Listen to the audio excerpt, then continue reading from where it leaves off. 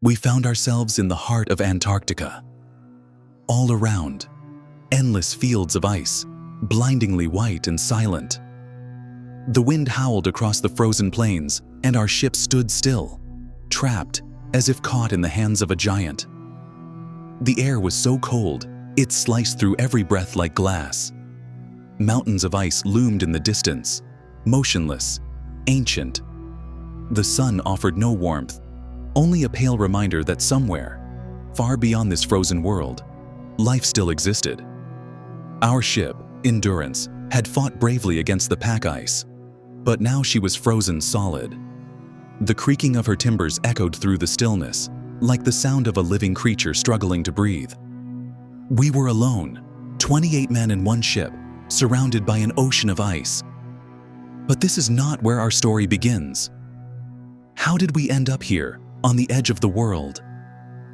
Let me take you back to where it all started.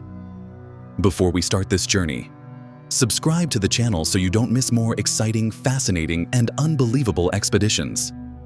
So, let's begin our journey.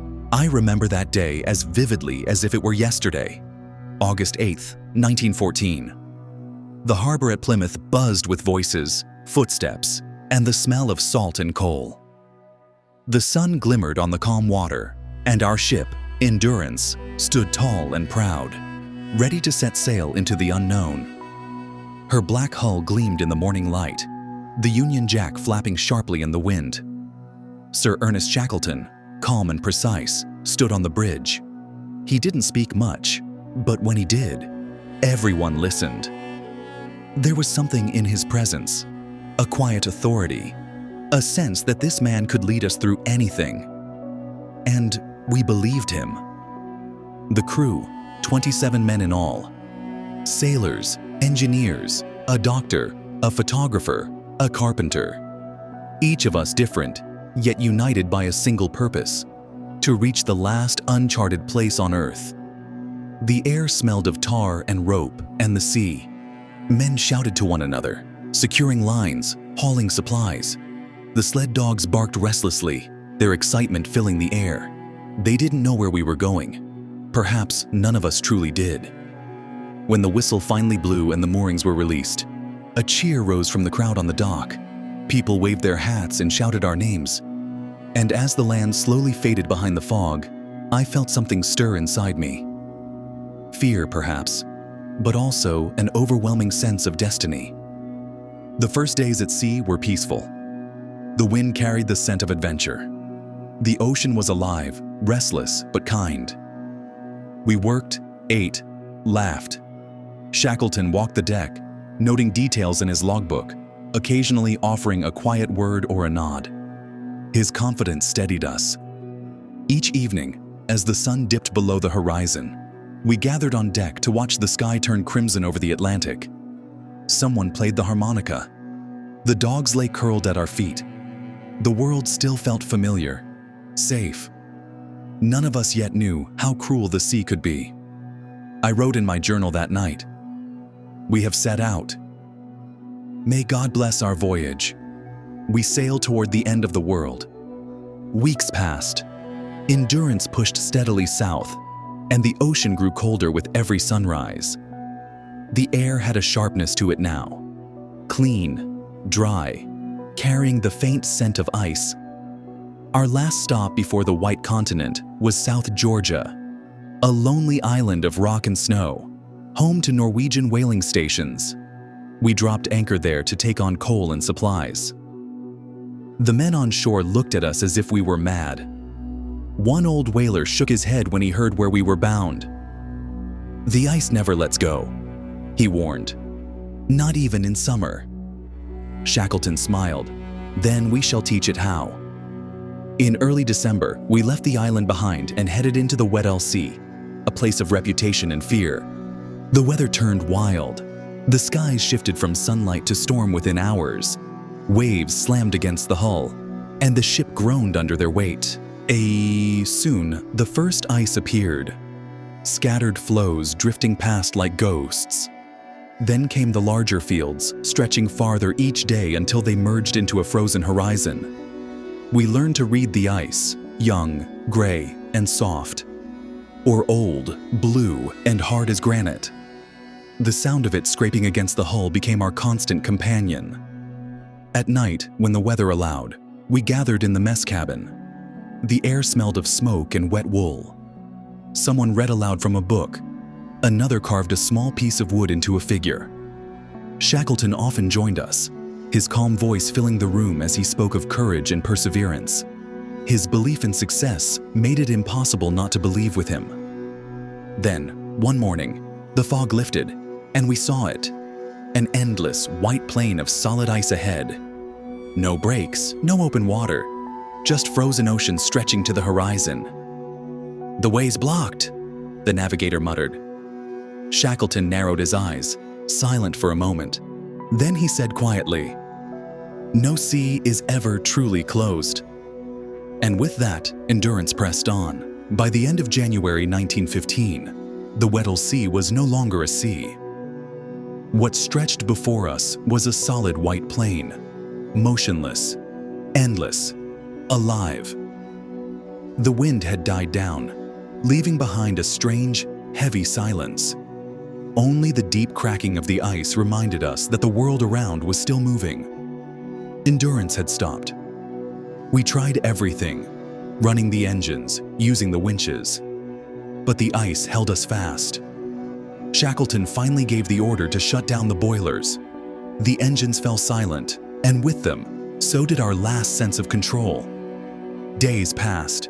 The sun circled endlessly around the horizon, never rising high, never truly setting. Time itself seemed to freeze.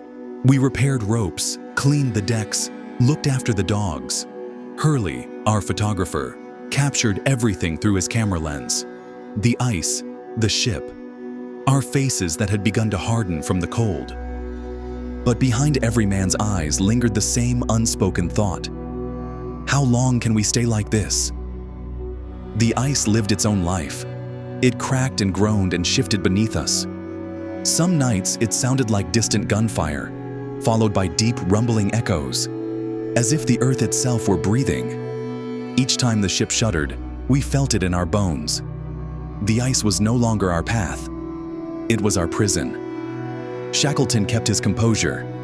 He walked the deck calmly, speaking to each man, cracking jokes as though this were only a delay, not a disaster.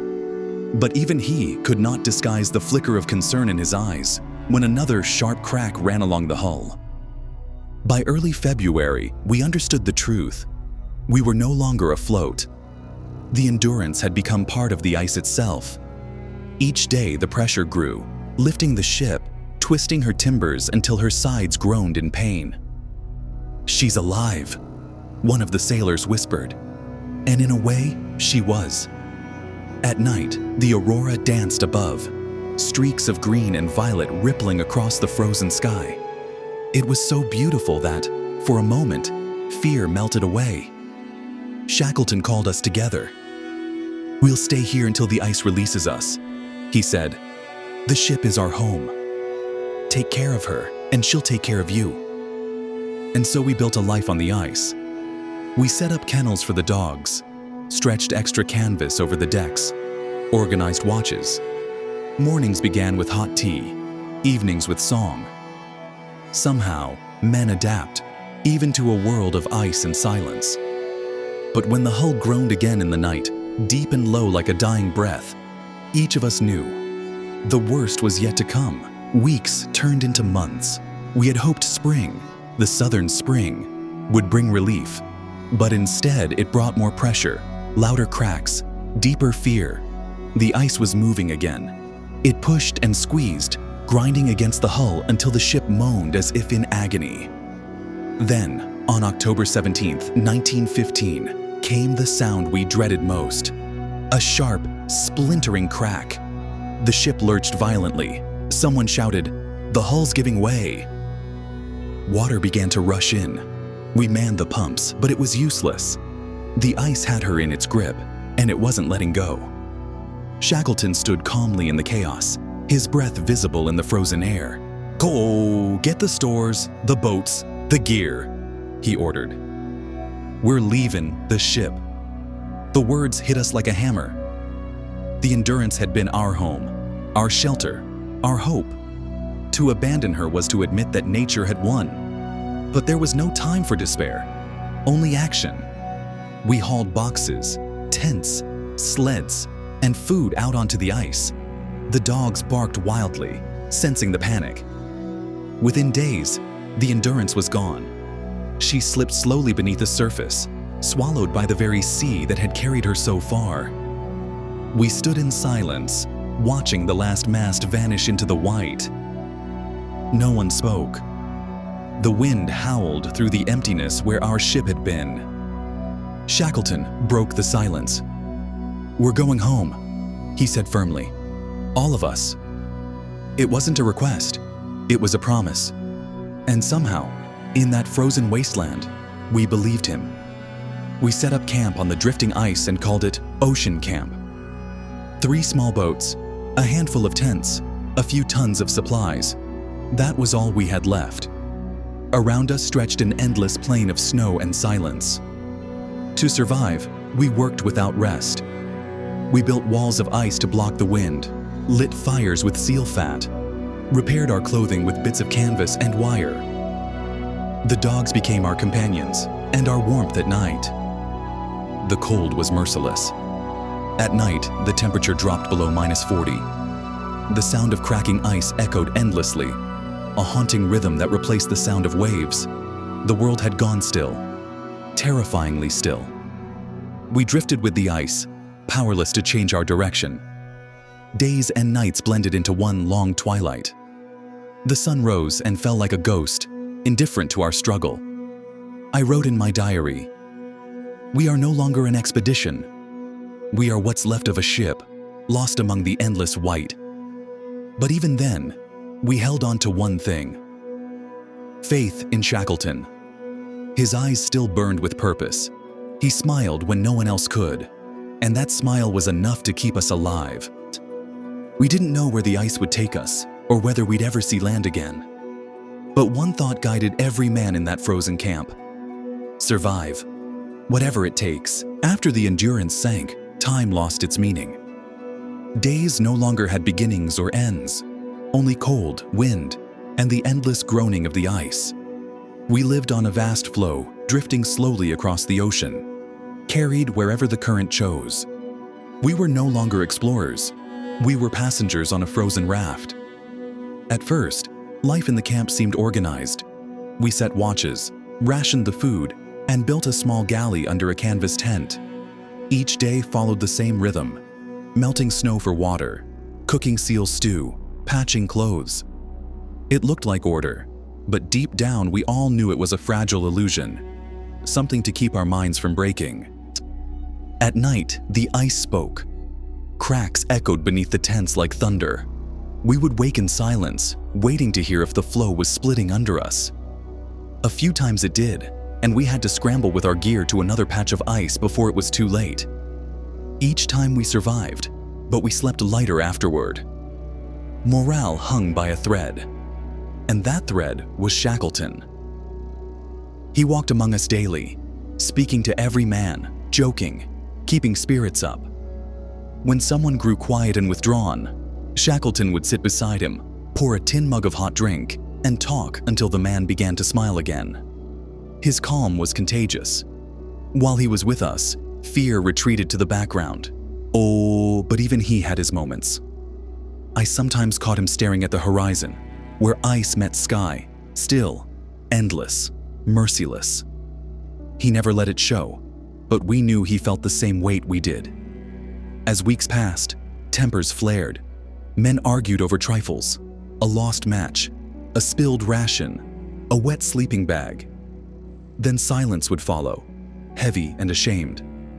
The cold wasn't killing us. Despair was. Evenings were our escape. Hurley showed his photographs, and Wilde told stories of old voyages. We laughed, but our laughter sounded strange, like an echo in an empty cathedral. One afternoon, a dark line appeared near the camp, a crack opening across the ice. Black water shimmered beneath the white crust. We stood watching, no one speaking. It was a reminder. Our world was temporary. Any moment the sea could swallow it whole. That night, Shackleton gathered us and said, "We're drifting north." When the ice opens, we launch the boats. Our journey isn't over. It was a small hope, but it was enough. A man can endure almost anything if he believes he's moving toward something. We went back to work, pretending life was ordinary. But deep down, we knew the truth. We were no longer traveling. The sea was carrying us, and we had become its prisoners. The months of drifting stripped us to the core. Cold became normal. Hunger became routine. What truly threatened us was indifference. That quiet, creeping numbness that makes a man stop caring. We lived in a tiny world.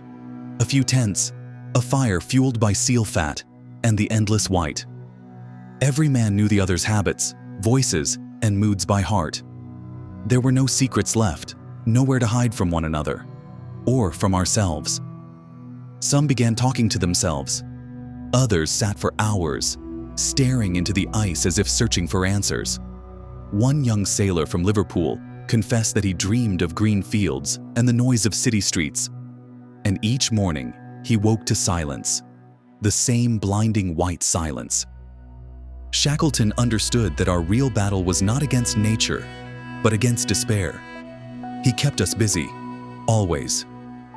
"Idle hands," he said. "Let the mind freeze faster than the body." So we shoveled snow, moved supplies, fixed equipment, even when there was nothing to fix. The work didn't save us from the cold, but it saved us from thought. Sometimes we sang. Someone would start softly, and the rest would join in. The songs sounded strange out there, thin, fragile, but they reminded us we were still human. Hurley once said, "We're not prisoners of the ice. We're prisoners of our own minds." He was right. The sameness of each day gnawed at us, but we held on, because giving up would have meant betraying the others. No one wanted to be the first to break. No, Shackleton never lost control. He watched the ice constantly, taking notes, marking the drift. When he realized we were nearing open water, he gathered us and said, "When the time comes, we'll take to the boats. We'll find land." That single word, land, rekindled something inside us. It felt like a promise of color after a year of white. By late March, the ice began to split apart. The cracking was louder than ever, deep, rolling, unstoppable. We were ready, boats loaded, dogs tied. When the floe beneath us finally broke into fragments, Shackleton gave the order. "To the boats!" Or we pushed them into the freezing water. The shock of cold air and waves hit like knives. The sea was alive again, violent and cruel. But for the first time in months, we were moving. I looked back and saw our camp, our home of ice and snow, collapsing into the sea. The silence that had surrounded us for so long was gone, replaced by the roar of wind and water. We had escaped the ice, but not the danger. Ahead of us lay the open ocean, and a new kind of struggle. We set out on April 9th, 1916. 3 boats, James Caird, Dudley Docker, and Stancomb Wills, loaded with supplies, dogs, and what little hope we had left. The cold cut like glass, the wind tore at our faces, and the waves tossed us about like toys. Once again, we were sailors, but now in a sea that wanted us dead.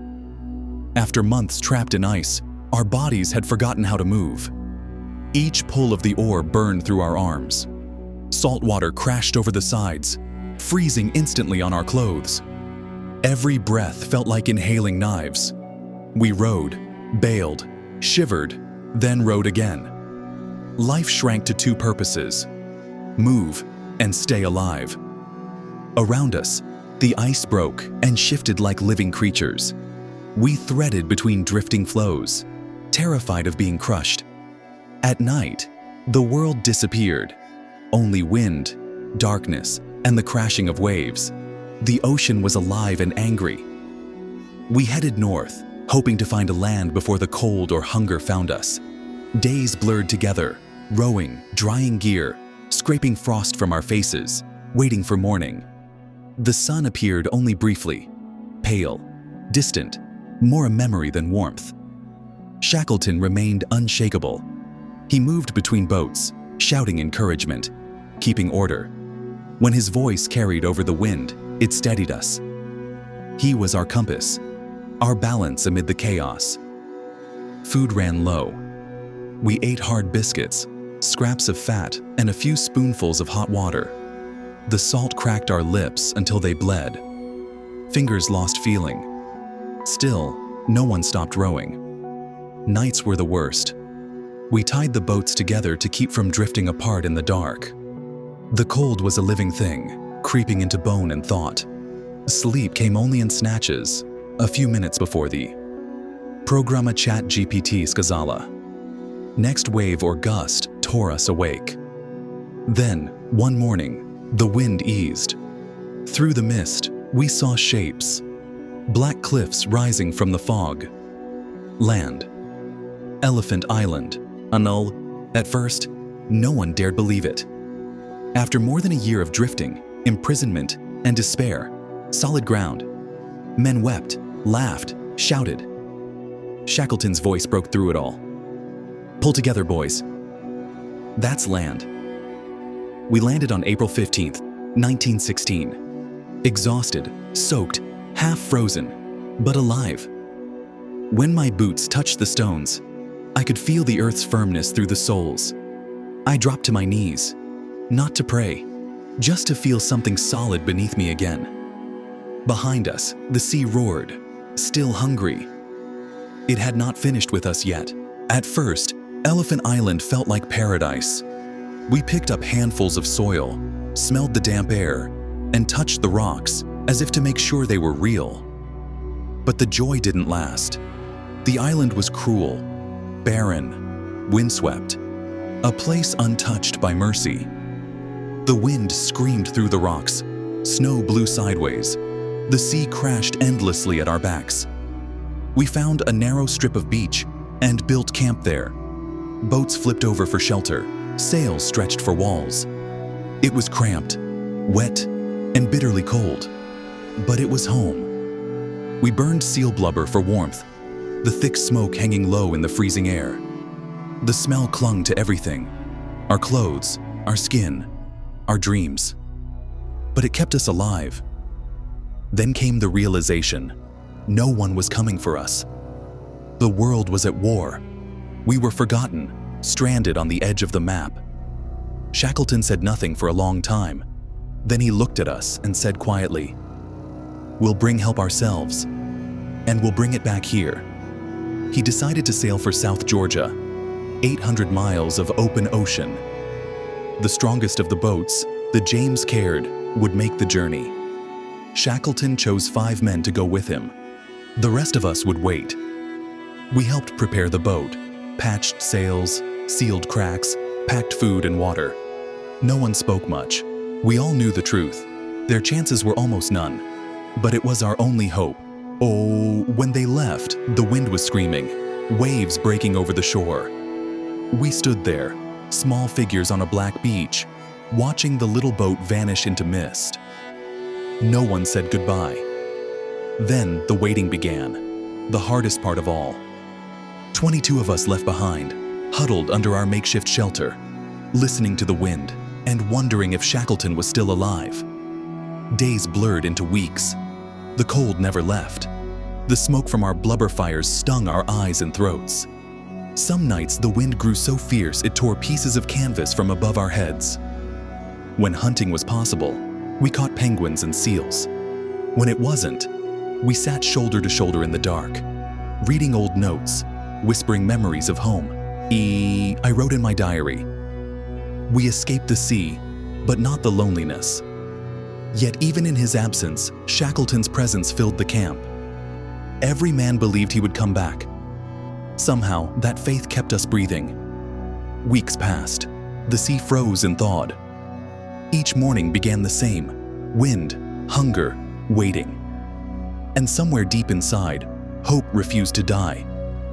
If he succeeded, we would see a ship again. If not, we would become part of this island forever. April 17th, 1916. The James Caird set out to sea. 6 men, Shackleton, Worsley, Crean, McNish, Vincent, and McCarthy. 1 small boat. 800 miles of open ocean stood between them and South Georgia. We who stayed behind watched from the shore as they vanished into the fog. Shackleton didn't look back. He couldn't.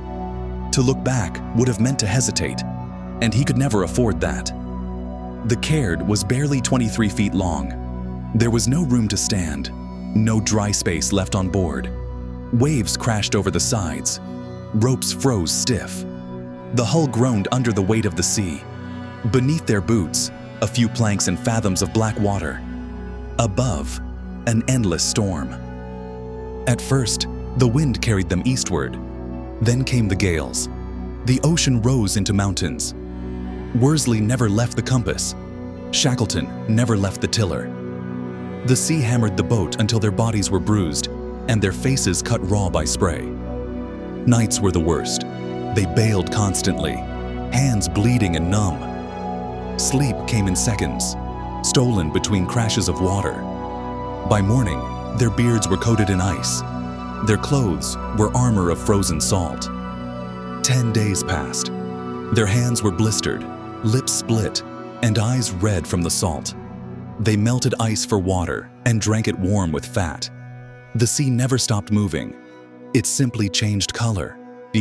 Shackleton wrote in his diary, "Faith is the one thing that does not freeze." On the 18th day, a bird appeared, then another, and beyond the gray waves, a faint shadow rose on the horizon. Land, South Georgia. But the sea was not done with them. A storm drove the Caird toward jagged cliffs. The boat slammed against the rocks, splintering on impact. Somehow, they dragged it ashore, collapsing on the stones. They had made it, alive, but far from salvation. They were on the wrong side of the island, the uninhabited, mountainous coast. Shackleton decided there was only one way. He, Worsley, and Crean would cross the island on foot. No maps, no rest, no supplies.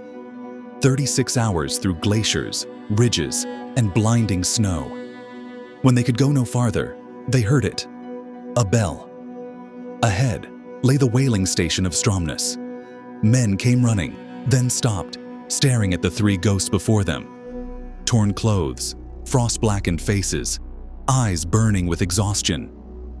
"Who were you?" one asked. Shackleton's answer was quiet, steady. "I am Shackleton." And with those words, the world found him again. When the Norwegians realized who stood before them, they wept. They had long believed the Endurance expedition was dead, but Shackleton didn't ask for pity. "I need a ship," he said. "My men are waiting."